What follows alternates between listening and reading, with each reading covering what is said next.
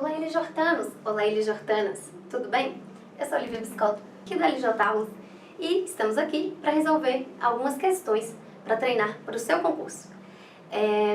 Antes de iniciar, é importante que você nos dê uma força aí, né? Se inscreva aqui no nosso canal, deixe o seu like, né? Clica no sininho também para você receber as notificações, né? E ficar sempre sabendo quando a gente postar um vídeo novo.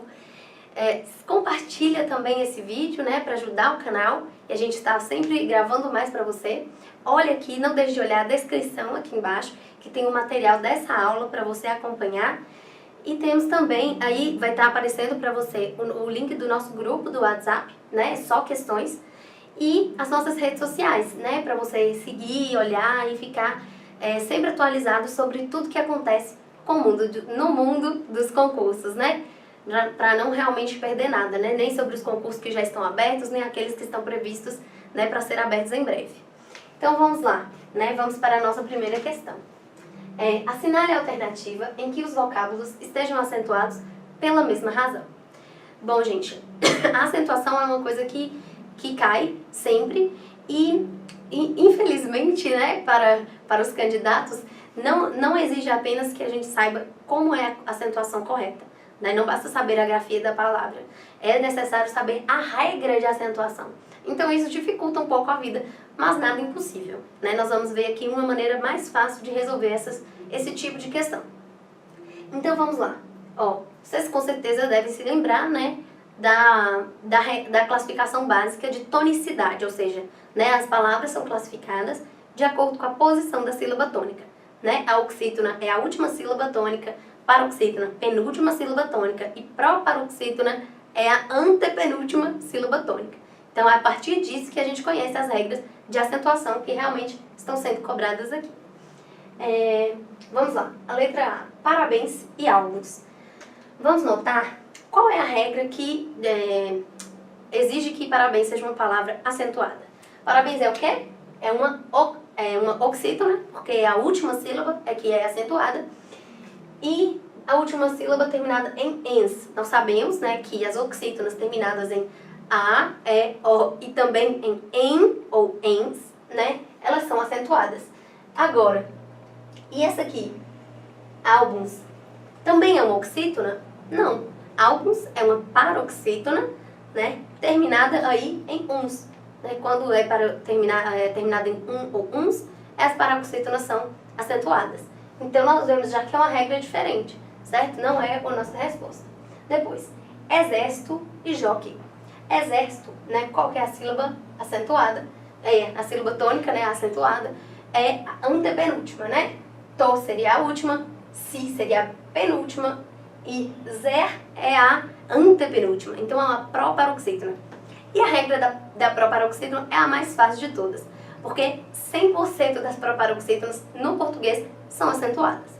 Então, essa aqui é a regra das proparoxítonas. Mas e qual é a regra, então, de jockey? Jockey é uma proparoxítona? Não, já começa por aí, né? Nós temos que e jó, então são só duas sílabas. A sílaba tônica é a penúltima, então é uma paroxítona, né? Terminada em ditongo aberto, que é o ei, né? Vamos continuar. Hífen e também, né? Não se deixe levar pelas aparências, porque você vai pensar, nossa, em e em, parece a pronúncia, talvez seja a mesma regra. E não é, porque nós podemos perceber que hífen, né? Qual é aqui a mais forte? É a penúltima. Então, é uma paroxítona, certo? É uma paroxítona terminada em né? É N. E depois aqui, o também é uma oxítona, porque é a última sílaba que é acentuada. Então, é uma oxítona terminada em, né? Nós dissemos já que as oxítonas, a regra acentua-se quando é a, e, o, em, ens, né? Quando são essas terminações. Então, se aqui é paroxítona e aqui é oxítona, as regras são diferentes. Depois nós temos chapéu e herói. Chapéu, qual a sílaba mais forte? A última, então é uma oxítona, né? E herói, qual é a sílaba mais, né, a tônica?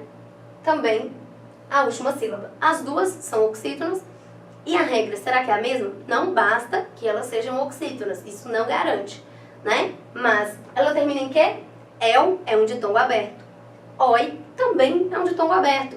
Então nós vamos voltar para essa questão, agora, porque isso é muito importante, né? A gente esclarecer uma coisa, mas, bom, vamos terminar aí a e a gente já volta para um esclarecimento. Lápis e país. Também é a mesma coisa da C, né? Pode parecer muito semelhante, né? Mas não é a mesma regra, porque lápis é uma paroxítona e país é uma oxítona. Então, já por aí a gente vê. Mas, de qualquer forma, né? É uma paroxítona terminada em is, né? Em is. E aqui, país também, né? É um i tônico, né? Em hiato, né? Em encontro vocálico que não constitui um ditongo. Mas, enfim, é o i tônico em um hiato que pode ser seguido de s. Mas, então, se é paroxítona e oxítona, já não segue a mesma regra. Vamos ver aqui uma coisa importante sobre os ditongos abertos, que causa dúvidas por conta da reforma ortográfica, né, de 2008.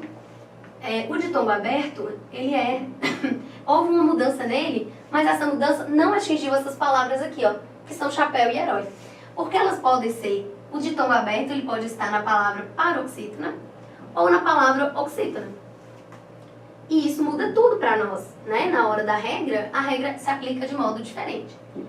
Ó, isso aqui é uma palavra oxítona, né? Nós dissemos que o acento, né, o tônico, ele é na última sílaba. Então, nesse caso de ditongo aberto em oxítona, tem o quê?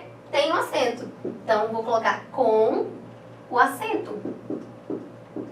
Já a outra, né, a paroxítona, ela tinha acento.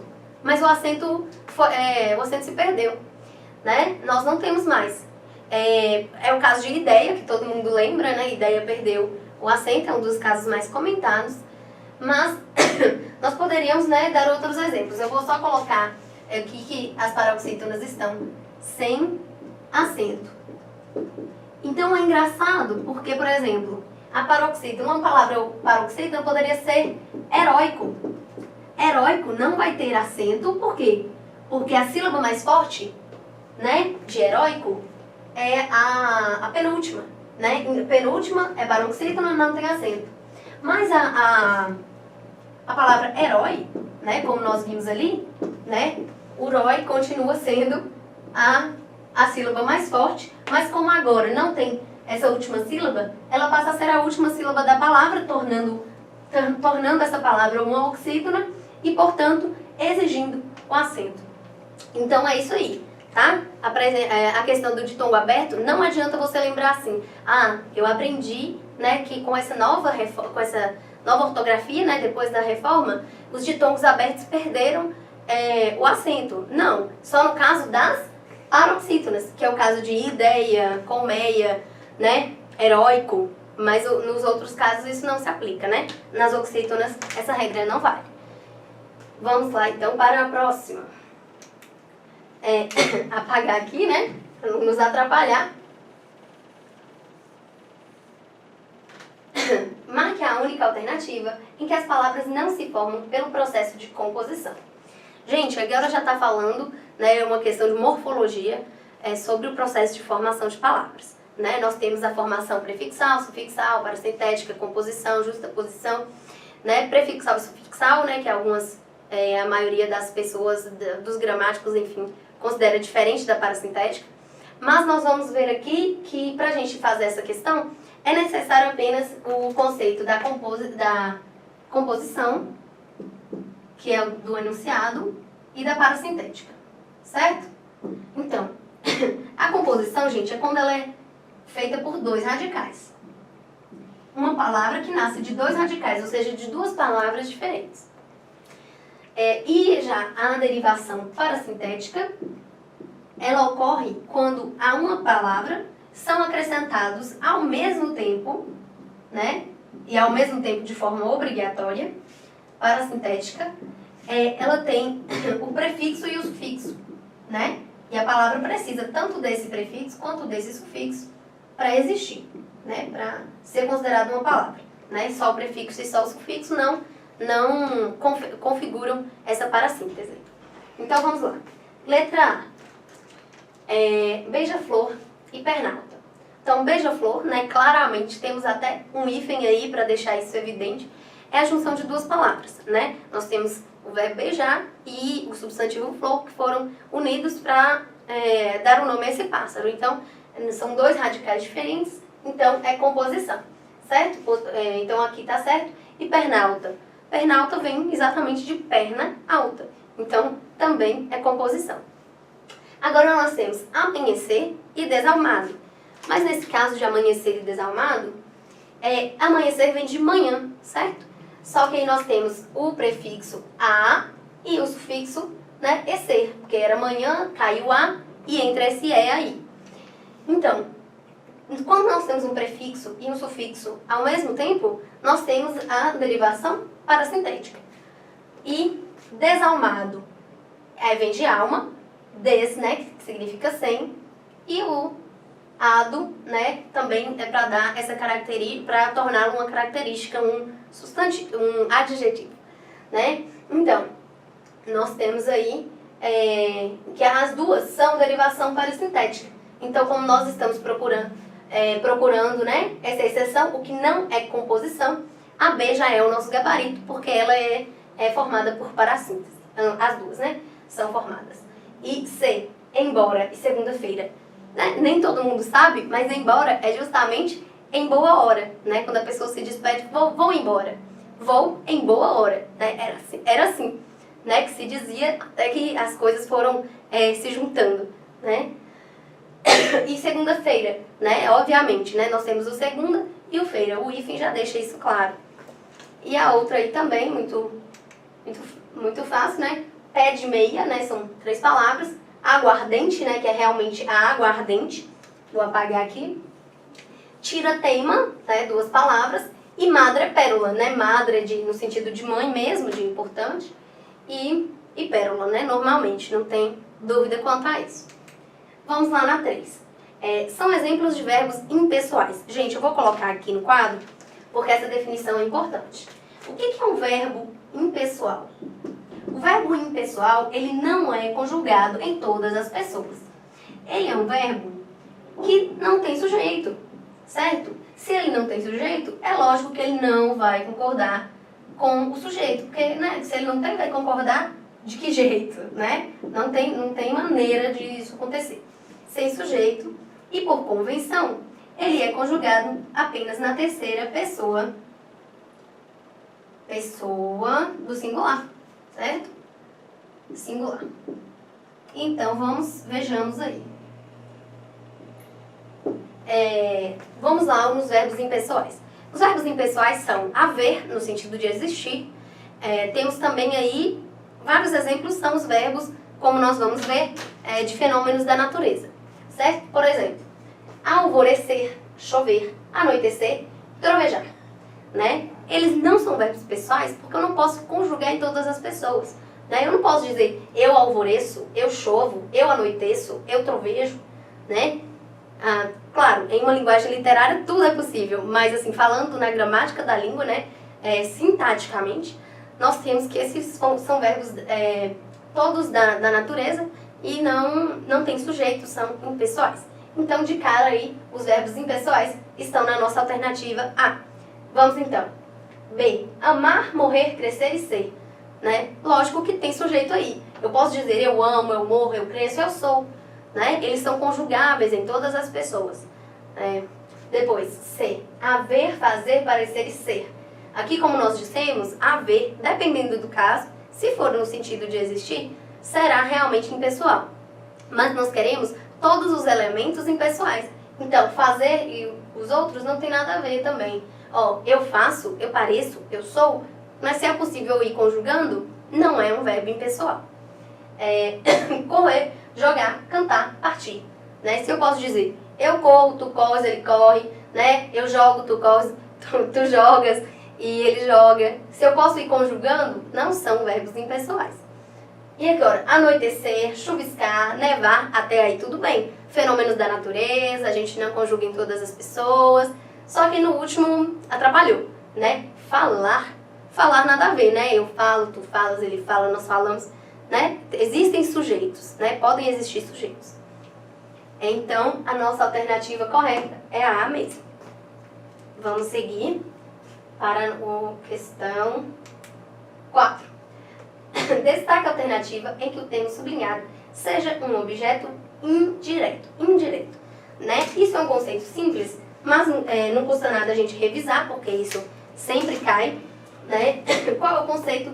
Né? Os objetos eles podem ser também, a classificação mais cobrada é objeto direto e indireto, mas também ele pode ser ao mesmo tempo, né? Direto e indireto, mas aprendendo esses dois conceitos, o outro é apenas uma consequência, né? Para essa questão basta isso aqui. O objeto direto, ele não tem preposição. Por que é chamado de direto? Porque justamente o verbo, ele se liga ao seu complemento de forma muito direta. Não tem uma preposição para atrapalhar, vamos dizer assim, para ficar entre eles. Agora, o indireto, né? O que é essa ligação indireta? Porque existe uma preposição ali atrapalhando, estabelecendo essa barreira, né? Para a coisa não ser direta, ele é só indireta, né? Então, essa preposição vem aí para tornar essa relação indireta, certo? A preposição é tipo uma barreira, né? Nesse caso aí, só pra gente entender. Então, vamos lá, ó. Nós queremos o objeto indireto. Vou descobrir mundos. Então, mundos é o quê? É o objeto de descobrir. Tem alguma preposição entre descobrir e mundos? Não tem, né? Você não fala, vou descobrir de mundos, vou descobrir com mundos, vou descobrir para mundos. Não tem, né? Você tem descobrir e logo depois você tem mundos, né? Sem a preposição, objeto direto. Não é o que a nossa questão está pedindo. Então, vamos lá. Já tenho 6 gatos em casa. Ter, né? E o que eu tenho? 6 gatos. Bom, 6 gatos, né? Tem alguma preposição aqui? Não, 6 é numeral, gato é o substantivo, né? Aqui não tem nenhuma preposição estabelecendo essa barreira para tornar indireto, né? Então também é direto, não é o que a questão pede. Não recebo dinheiro há muito tempo. Então, receber é o nosso verbo, dinheiro é o nosso objeto, mas dinheiro está logo depois do verbo, né? Eles estão muito relacionados, muito juntinhos, eles estão diretamente, né, relacionados ali. Então, o objeto direto também não atende ao que foi pedido e... Peraí, voltou? Isso. Não quero que fiques triste. Aí, talvez haveria algum tipo de dúvida com relação a essa alternativa. Porque o que, as pessoas podem perguntar, será que nesse caso é uma preposição?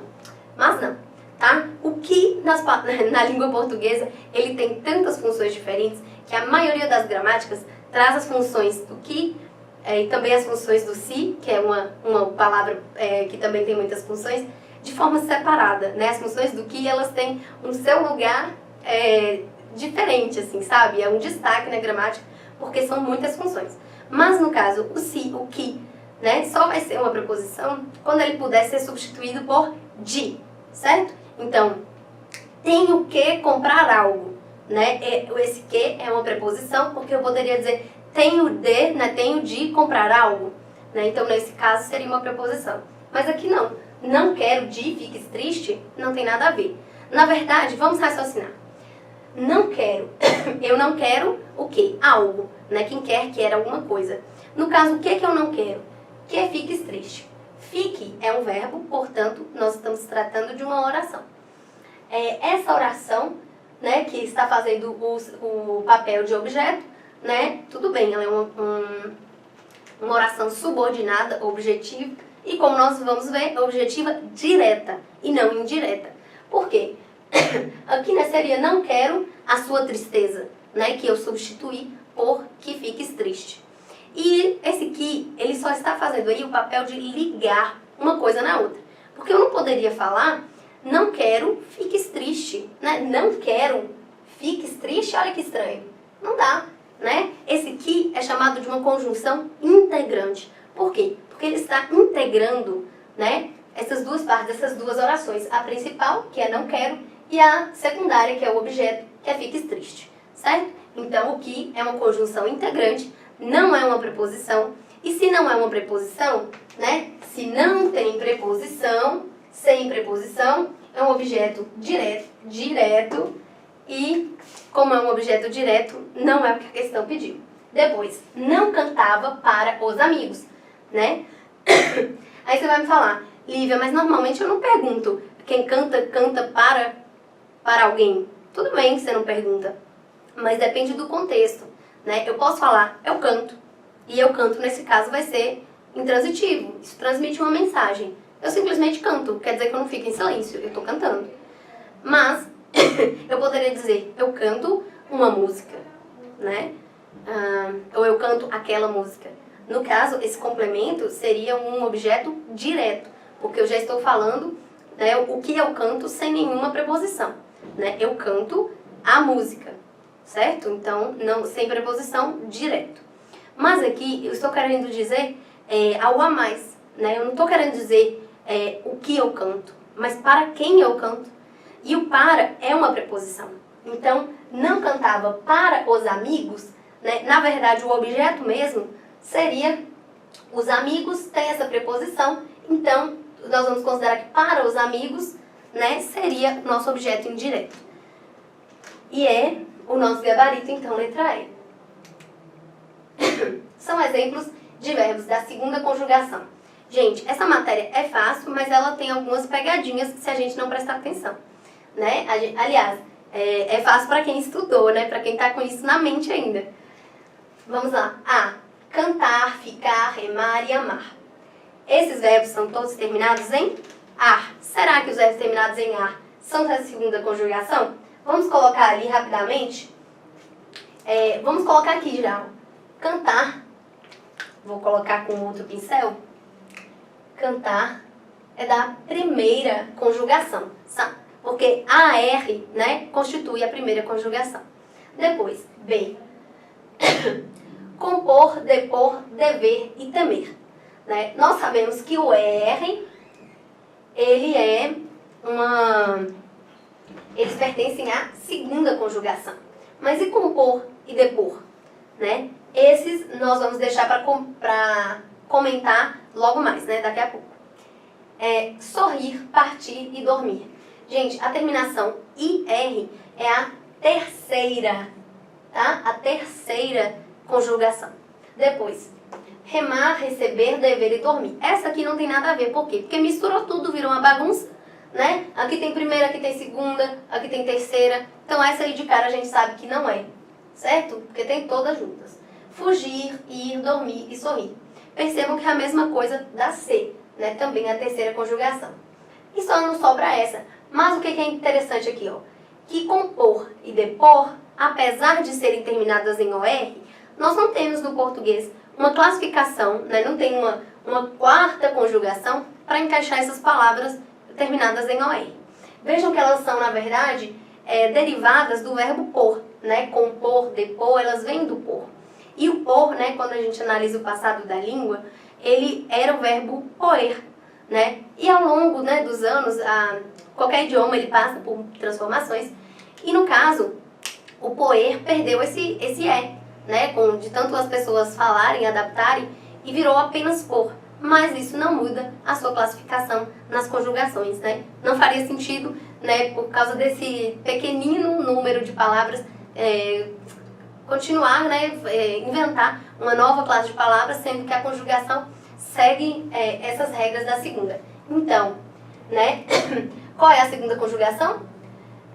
São os verbos terminados em ER e mais, né, os verbos o verbo por e seus derivados. Então, essa é a última questão, né, do vídeo de hoje. Mas fique ligado aí, porque sempre tem vídeos novos para você acompanhar. Então, não deixe de assistir, né? Continue acompanhando tudo, né? Das várias matérias aqui que o LJ sempre coloca. Então, é isso, gente. Até a próxima!